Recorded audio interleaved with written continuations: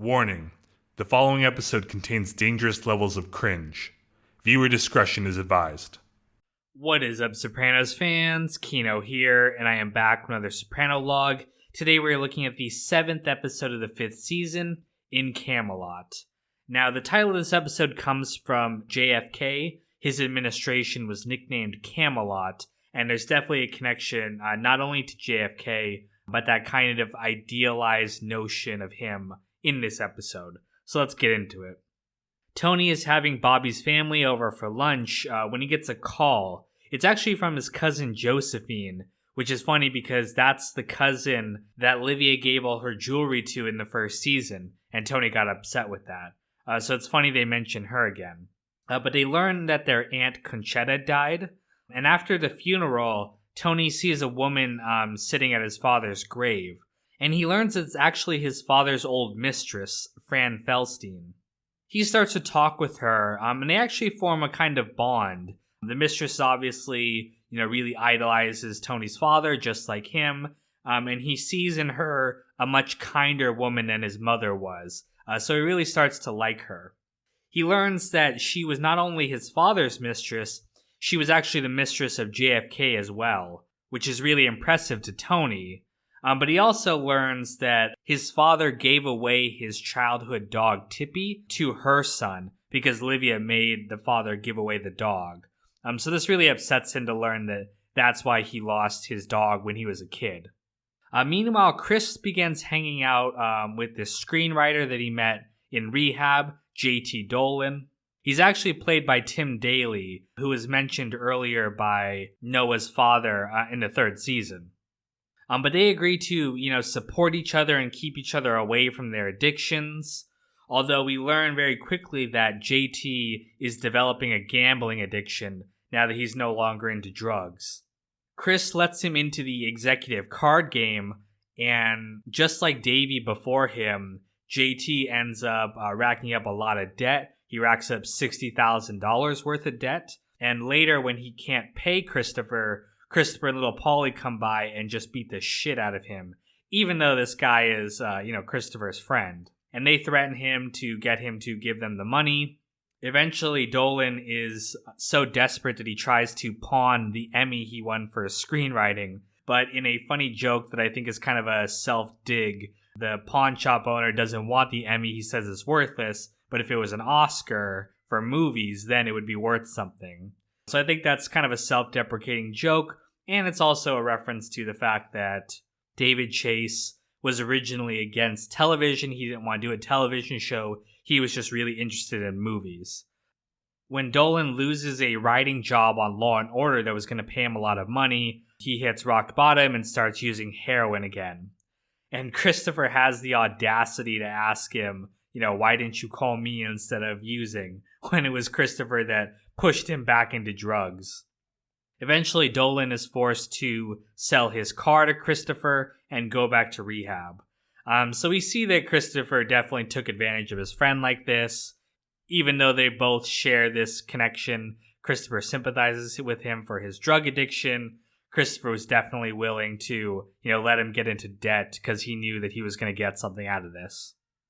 Meanwhile, Tony learns from Fran that she's owed money from Hesh and Phil Leotardo. They have this racetrack that the two of them and his father were a part of, and his father wanted his share to go to Fran, although Hesh never gave it to her because he didn't like her. He thought that there was something suspicious about her.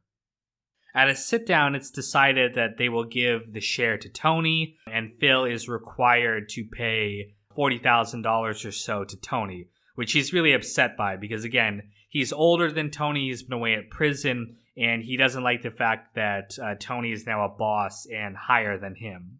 So he tries to delay payment, and then when Tony confronts him, he drives away in his car, and Tony ends up chasing him down.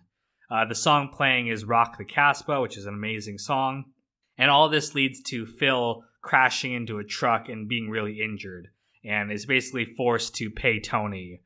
Tony ends up giving $150,000 to Fran because, again, he really likes her at this point and is kind of viewing her, I think, in a way as a surrogate mother. Meanwhile, Junior begins to go to funerals. It's a way to get out of his house arrest. He's going stir crazy, and going to funerals is the one chance he has to get out of the house and enjoy himself. He even starts going to funerals of people he doesn't even know or has this vague connection to, even though he's only supposed to go to funerals that he's directly related to them. And he is having a grand old time, despite the fact that everyone else is incredibly sad by all of this. He's just enjoying himself and enjoying being out with people. Eventually, though, all the sadness gets to him, and he becomes incredibly depressed when he realizes that, he's gonna die, everything ends in death, and he has nothing in his life. No family, nothing to really be proud of. He's all alone in the world, and he becomes, very depressed by all this. Eventually, Tony realizes that Fran is not the woman he thought she was. She's actually not as nice as he originally thought. One, she takes the money that Tony gave her and buys expensive shoes and things with it, rather than paying her bills, which, Tony gave her the money to do. She also insults Livia directly to Tony's face, which at first he was doing that too, but I think hearing it from an outsider like Fran, really rubs him the wrong way because that's still his mother. He also learns that Fran continued to smoke even after his father developed emphysema. Even Livia stopped smoking, which shows you that on some level, Livia cared more about the father than she did. And to top it all off, she sings this incredibly cringeworthy rendition of Happy Birthday, Mr. President, while wearing JFK's hat that Tony showed her. It's one of the cringiest moments of the entire show. And it's funny that there's another scene in Breaking Bad that's exactly like this, and just as cringy as this one. All of this makes Tony realize that, his father wasn't as great of a man as he's been pretending he is. He remembers this incident when he was a teenager where his mother had a miscarriage when she was pregnant with another child. His father was actually with Fran and ended up not getting to the hospital until the next day.